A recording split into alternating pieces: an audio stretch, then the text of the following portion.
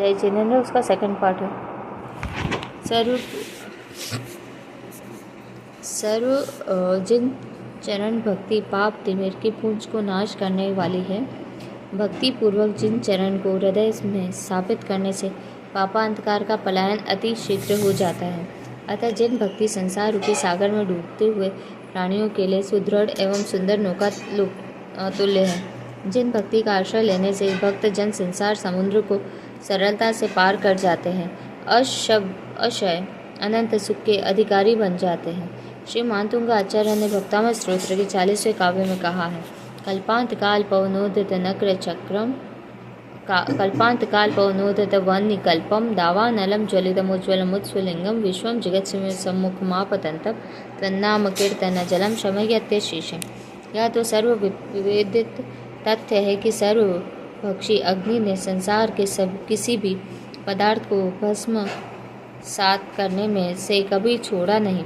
जो भी इसकी लपेट में आया उसको उसने अपना ग्रास बनाया। अपनी लपाती हुई लपटों की जिह्वा से उसने सभी को आत्मसात करके स्वाहा कर दिया। सारा संसार भी यदि ईंधन बनकर उसकी क्षुधा को शांत करना चाहे तो नहीं कर सकता। ईंधन पाकर तो वह और भी अधिक भभकती है और उत्तेजित होती है। आग की एक चिंगारी भी कभी इतना विकराल रूप धारण कर लेती है कि गांव के गांव स्वाहा हो जाते हैं, तो उसे बुझाने के लिए कुएं के कुएं खाली हो जाते हैं, फिर भी बुझती नहीं।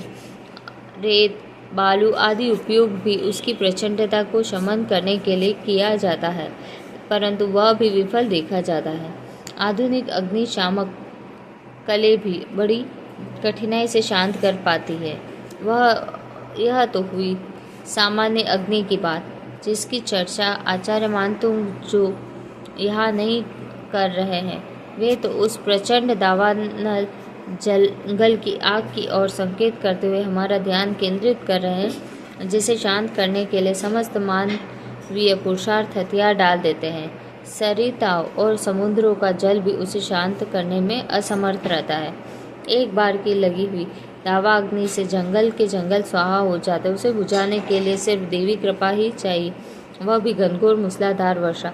आचार्य श्री ने आजकल की जंगल में लगी हुई आग की चर्चा नहीं की है, बल्कि उन्होंने तो उस प्रचंड विकराल दावानल की बात की जो प्रलय काल में चलने वाली तेज आंधी की जकोरों से भभक उठती है। एक ही बार में अपनी लपटों से समस्त भूमंडलों को निगलने की इच्छा रखते हैं। इतनी भयावह हो कि वह उसकी चिंगारियाँ चारों ओर तिरछे हुए ऊपर आड़े तिरछे ऊपर नीचे की ओर उचट उचट कर फैल रही हो। उसे बुझाने का सामर्थ्य भला किसमें है? देव ने में भी जब नहीं तो मनुष्य की क्या बिसात। दुनिया में ऐसा कोई अग्निशामक यंत्र और मंत्र नहीं जो इस पावन की क्रोधाग्नि को शांत कर दे। इंद्रदेव की देवी मेघ व माला द्वारा होने वाले घनघोर मूसलाधार वर्षा भी सर्वभक्षी हुताशनो को बुझाने में असमर्थ है। इतने भयानक और विकराल दृश्य से उपशमित करने के उपरांत आचार्य महाराज जैसी भयावह अग्नि के शमन करने का एक अत्यंत सुगम उपाय प्रस्तुत करते हैं। लोका की जल से तो ऐसी विभत्स प्रचंड अग्नि शांत नहीं होगी, वह तो आपके नाम स्मरण रूपी जल से ही क्षण भर में पूरी तरह बुझ सकती है। आपके पावन नाम का स्मरण मात्र ही अनोखा अद्भुत बेमिसाल अग्निशामक मंत्र है, अर्थात जो आपको द्रव्य गुण पर्याय से ध्याता हुआ अपने को ही ध्यान का ध्येय बनाता है, उसको विकराल से विकराल अग्नि का भी भय नहीं होता। उसके हृदय में शांति सुधा का वह शीतल सलिल बहता है, जिसे भय क्रोध आदि संतापों का कोई अस्तित्व नहीं रहता। यद्यपि लोक में अग्नि का विरोधी तत्व जल को कहा गया है, परंतु वह भी अग्नि से परास्त होकर शोषण कर लिया जाता है। इसलिए आचार्य मानतुंग जी ने लौकिक जल की निस्सारता अलौकिक जल अर्थात भगवान नाम स्मरण की उपदेवता सिद्धि की है। अंतस्तः में जो नामस्मरण ये निश्चयतः जल है, परंतु ब्रह्म वही मंत्र इस जल के प्रतीक रूप में दिखाई देता है। उसके छिड़कने मात्र से सामान्य अग्नि तो ही नहीं बल्कि दावाग्नि भी एकदम शांत हो जाती है।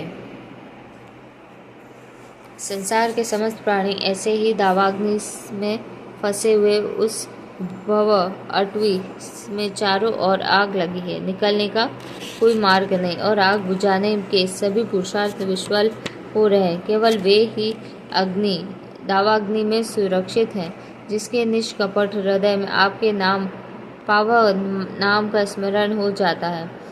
संसार की आग में नहीं जल रहे बल्कि वीतरागता और साम्य रस के शीतल सरोवर में निमग्न है। ऐसे श्रद्धालु समेत हुए भक्तों को न भय है, न भव और न संताप। उनकी दृष्टि में तो भवों का अभाव है। इस प्रकार श्री मातुंगाचार्य ने अग्नि बुझाने को सर्वोत्कृष्ट उपाय बताया। जिन भक्ति जिससे लौकिक सांसारिक दोनों पर्याय के ताप शांत हो जाते हैं, इस भक्ति से यदि यह तुच्छ अग्नि शांत हो जाए तो इसमें क्या आश्चर्य की बात होगी। आज हमारे हृदय में जिन भक्ति नहीं है परंतु धर्म के से पराड़मुख विषय वासनाओं के कीड़े बनकर अनर्गल प्रवृत्तियां कर दुर्गति के मार्ग खोल रहे हैं। यदि इस संसार के दुखों से छुटकारा पाना है तो विषय रूपी विष का वमन कर भक्ति रूपी अमृत का पान करना होगा।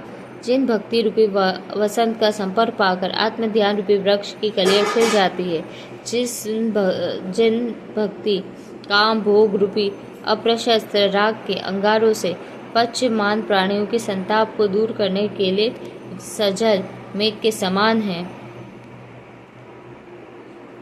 इधर उधर विषय वासनाओं में भटकता हुआ मन रूपी हाथी भक्ति रूपी सांकल से ही बांधा जा सकता है। यदि निर्मल नीर का धारा है, इसी से तो आत्मा के गहन प्रदेशों में शीतलता मिलती है।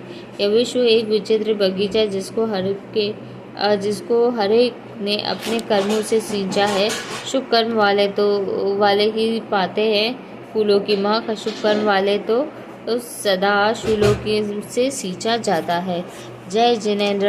इसके बाद नेक्स्ट चैप्टर आएगा भक्ति से शक्ति। जय जिनेंद्र।